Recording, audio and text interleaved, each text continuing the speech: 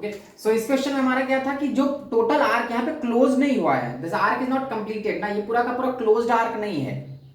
सो जितना पार्ट, ये पार्ट छूटा हुआ था, यहाँ पे वायर था ही नहीं, इस साइड को इस साइड ने कैंसिल कर दिया, लेकिन इस पार्ट को इस पार्ट ने कैंसिल नहीं कर पाया। तो ये जो एंगल बच रहा है 60 डिग्री के, यही आर्क बच गया, उसी पे नेट फोर्स आएगा क्योंकि उसका दुश्मन प्रेजेंट नहीं है। तो मैंने वो आर्क बना लिया, वो आर्क सेंटर पे एंगल कितना बना रहा था 60, so that part is left. अब ये आर्क का लेंथ क्या है हमको उससे मतलब नहीं, हमको इसका एक वर्टिकल प्रोजेक्शन चाहिए, पूरा का पूरा स्ट्रेट प्रोजेक्शन चाहिए, उसी पे हमारा फोर्स आएगा। That L you have to find the effective length between A and B. इसको अगर प्रोजेक्ट करते हैं तो एक ट्रायंगल बन रहा है, ये ट्रायंगल का रेडियस, ये जो ये पार्ट है that is the radius of this circle, that is R. ये टोटल 60 था, 30 30 आर का कंपोनेंट यहाँ पे क्या होगा r/2 r/2, तो total straight length is what r/2 plus r/2 that is r। तो force acting on that part is what IRB। ILB मैंने डायरेक्ट यूज किया because it is placed in uniform magnetic field. अब मान लो अगर वो angle change करता है, question number हमारा 8 था,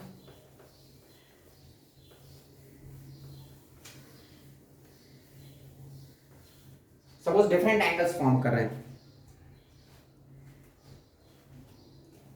वो 60 की जगह कुछ डिफरेंट एंगल फॉर्म कर रहे हैं। Suppose it is 9th question, it is making an angle alpha, ऐसा हमारा यूनिफॉर्म मैग्नेटिक फील्ड है।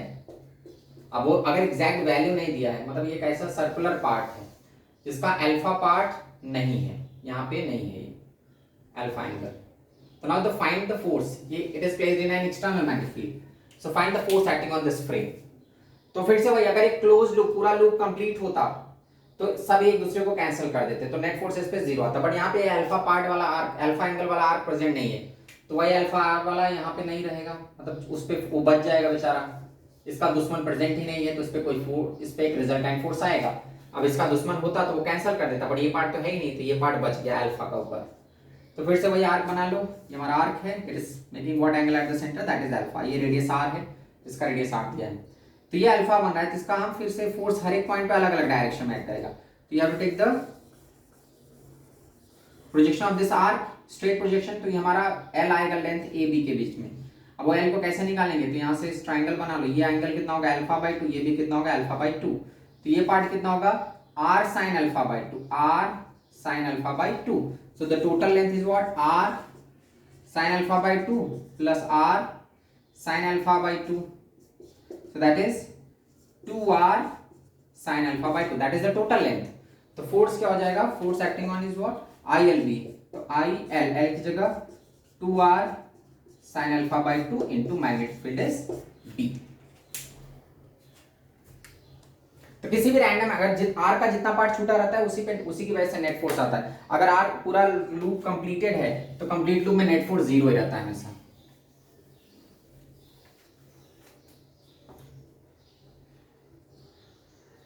तो अगर इरेगुलर शेप का भी कोई भी ऐसा आर्क है, इरेगुलर का शेप है and it is placed in a uniform magnetic field, तो इस पे नेट फोर्स 0 होता है। If a loop is completed, ये ध्यान देना, इस पे नेट फोर्स 0 ही रहेगा। तो net force is what 0 even if it is of irregular shape. हर एक पार्ट का दुश्मन प्रेजेंट है इसमें, तो एक दूसरे को कैंसिल करते रहते हैं। 11 अगर मान लो सेमी सर्कल है, in this magnetic field semi circle is placed ऐसा, ये हमारा A B है, करंट ऐसे जा रहा है, मतलब समझो ऐसा क्लॉकवाइज डायरेक्शन, और ऐसे इसमें करंट है। तो आप देखो यहाँ पे क्या होगा, फिर से मैग्नेटिक फील्ड सबको आउटवर्ड फोर्स करेगा, इन सब पे आउटवर्ड फोर्स लगेगा।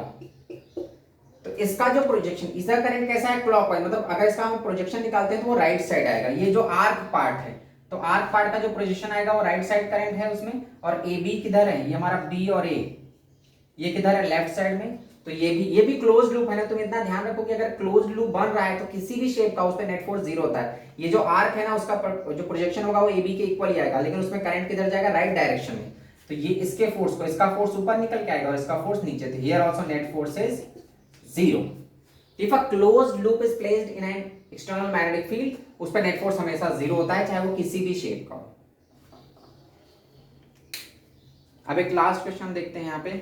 अगर मान लो 11 हमारे पास एक वायर है, the wire in which current I is flowing, और अगर पैरेलल वायर होता था तो mu naught I1 I2 L/2π करते थे, बट यहाँ पे हमारे पास एक मेटेलिक प्लेट है इस टाइप से, दिस प्लेट, और इसमें करंट डेंसिटी I है, ऐसा मतलब बहुत सारे करंट जा रहे हैं इसमें this way. This plate is of length L और इसमें बहुत सारे वायर्स हैं, इनफाइनाइट वायर्स हैं जिसमें करंट I फ्लो कर रहा है। इसका linear current density is given, linear current density is given G मान लो दिया है, ठीक है, या लैम्डा मैं ले लें, linear current density is given lambda. तो अब हर एक पॉइंट मतलब वायर के एक पॉइंट पे I करंट है, ठीक है, इसका टोटल लेंथ L है। ऐसा नहीं कि I इसका प्लेट का टोटल करंट है, I हर एक पॉइंट पे करंट है, ऐसा जा रहा है, हर जगह I करंट फ्लो कर रहा है, पूरा भरा हुआ है प्लेट I करंट से, and it's a linear current density is lambda. Now you have to find the force acting on this metallic plate, जिस प्लेट में करंट फ्लो कर रहा है उस पूरी प्लेट पे फोर्स निकालना है बिकॉज ऑफ दिस करंट। तो अब ये फ्रेम नहीं है, फ्रेम का जो मैंने क्वेश्चन सॉल्व किया था उसमें इसमें करंट था, इसमें था, बीच में कुछ नहीं था, लेकिन यहाँ पे तो पूरी पूरी प्लेट में करंट फ्लो कर रहा है। तो you have to find the force acting on this plate, मतलब पूरा जो करंट कैरिंग प्लेट है उस पे फोर्स निकालना है। अब यहाँ पे झंझट क्या है कि हम यहाँ ऐसा नहीं कर सकते कि इसका निकाल लिया इसका निकाल लिया, दोनों को माइनस कर दिया, वैसा नहीं होगा। हर एक डायरेक्शन में करंट ऊपर ही है, मतलब हर एक जगह करंट अपवर्ड डायरेक्शन में है, तो मतलब ये दोनों अट्रैक्ट ही होंगे।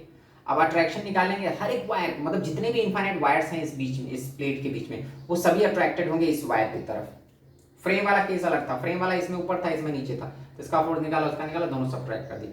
यहाँ पे वैसी कहानी नहीं, यहाँ पे हर एक जगह करंट है, क्लियर। तो हर एक वायर फोर्स्ड होगा इसकी तरफ, और सब में करंट ऊपर ही है तो सब अट्रैक्टेड ही होंगे, कुछ रिपेल नहीं होगा। तो in this plate, on this metallic plate in which current is flowing in upward direction, linear current density is lambda, you have to find the net force. इस पे नेट फोर्स कितना लगेगा।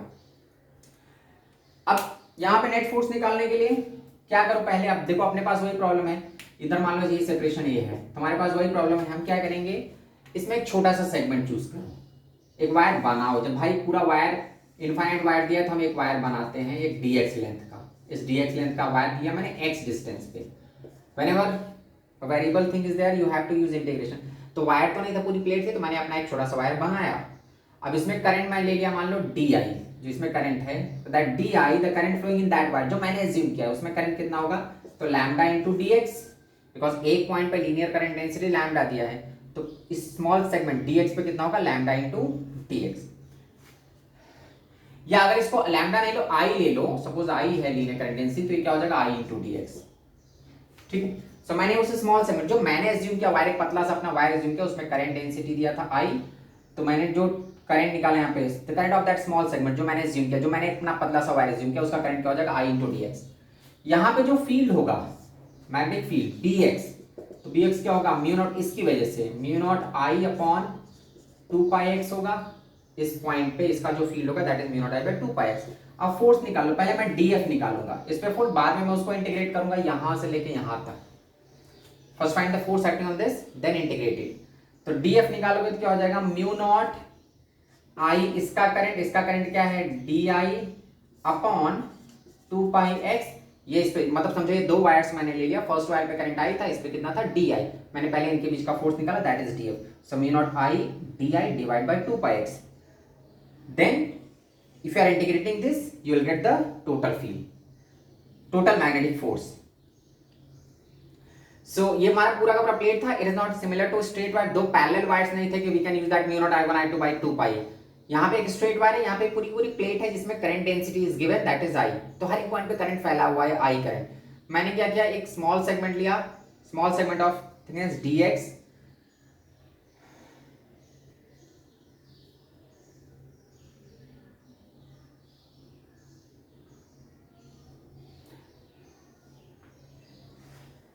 Okay. So यहाँ पे जो hello clear, सो यहाँ पे मैंने जो स्मॉल सेगमेंट लिया दैट dx, एक पतला सा वायर मैंने अज्यूम किया। अब मेरे पास दो पैरेलल वायर्स हैं, फर्स्ट वायर में करंट I है, दूसरे वायर में करंट कितना है di। तो first I am going to find the attraction force because current same direction में है, तो first I am going to find the attraction force between these two wires, and then by integrating this from यहां से यहां तक, पूरी plate यहां से यहां तक है, a से लेके a प्लस l तक, तो मैं वहां तक इंटीग्रेट करूंगा to get the total force. So मैंने यहाँ पे दो पैरेलल वायर, एक पैरेलल वायर था, एक स्ट्रेट वायर था, दूसरी प्लेट थी, तो प्लेट में भी मैंने एक छोटा सा वायर बनाया, क्योंकि हमको पैरेलल वायर का फॉर्मूला मालूम है, तो मैं वही जुगाड़ लगा रहा हूँ। पहले मैंने यहाँ पे एक छोटा सा वायर अज्यूम कर लिया, find the current flowing in that small wire, उसका थिकनेस मैंने लिया dx, तो करंट डेंसिटी अगर I है तो di कितना होगा, current flowing in this small segment, di is what I into dx। अब उस I इनटू dx को हम यूज करेंगे, तो म्यू, मैंने फोर्स निकाला, force acting between these two because of this small segment, df is what, mu naught I di divide by 2 pi x. When you are going to integrate this, you will get the total force. तो integrate कहां से कहां तक करेंगे, f निकालने के लिए. f की वैल्यू क्या होगी, इंटीग्रेशन, इंटीग्रेट कर दो इसको.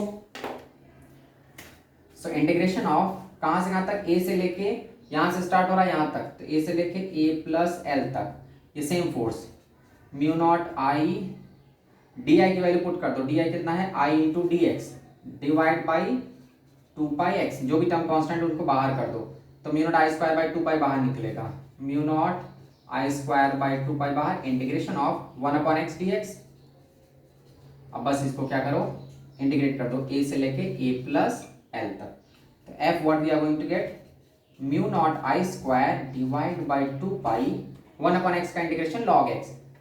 तो क्या हो जाएगा, log upper limit a plus L divide by, तो what we are going to get ln a plus L divide by a. So mu naught I square divide by 2 pi ln a plus L upon a. So यहाँ पे देखो कि हमारा जो दो parallel wire का concept होता था, if two parallel wires are placed then simply you can use mu naught i1 i2 by 2 pi. But यहाँ पे एक तो वायर था, दूसरी की तो पूरी एक प्लेट थी. उस प्लेट में क्या है, इनफाइनाइट करंट्स फ्लो कर रहे हैं and its current density is given, linear current density is given I. तो लीनियर करंट मतलब लेंथ के क्रॉस करंट डिस्ट्रीब्यूटेड है, पर यूनिट लेंथ में I करंट है. तो अब प्लेट में और वायर में तो हम नहीं यूज कर सकते ना फॉर्मूला. हम क्या करेंगे, यहाँ पे मैंने एक वायर ही एज्यूम किया, एक छोटा सा थिकनेस dx थिकनेस का एक स्ट्रेट वायर एज्यूम किया. अब हमारे पास दो वायर है, एक ये वायर है, एक रेड वाला वायर जो मैंने एज्यूम किया हुआ है. अब इस रेड वाले वायर का पहले करंट निकालो, देखो उसमें करंट कितना फ्लो कर रहा है. तो लीनियर करंट डेंसिटी मतलब लेंथ के क्रॉस जो करंट की डेंसिटी दैट इज L. तो डी आई क्या होगा, एक पॉइंट पे एक यूनिट लेंथ में I करंट है, तो dx में कितना होगा I इंटू डी एक्स. तो total D I is what, I into D X. This D I we are going to use. मतलब फर्स्ट वायर में करंट I है, सेकंड वायर में कितना है डी आई. तो magnetic force is what, mu naught I D I divide by 2 pi x. यहाँ से यहाँ तक का मैंने सेपरेशन x लिया हुआ है, तो mu naught I D I divide by 2 pi x. dx यहाँ पे बिकॉज मैग्नेटिक फील्ड वेरिएबल था, dx is what mu naught I by 2 pi x. अब f निकालो, तो f की वैल्यू क्या हो, इसी को इंटीग्रेट कर दो. तो पहले मैंने एक स्मॉल सेगमेंट पे निकाला, if you are integrating this you will get the total current. So f is what a to a plus L, a से a प्लस एल तक म्यू नॉट i, फिर di की वैल्यू मैंने substitute किया, di is what i into D X divide by 2 pi X. जो भी terms constant उनको बाहर किया, तो mu naught I square by 2 pi integration a to a plus L 1 upon x dx. So f is equal to mu naught I square divided by 2 pi ln a plus l upon a, because 1 upon x का integration क्या हो जाएगा log x, तो log a plus l divided by a. Clear यहाँ तक?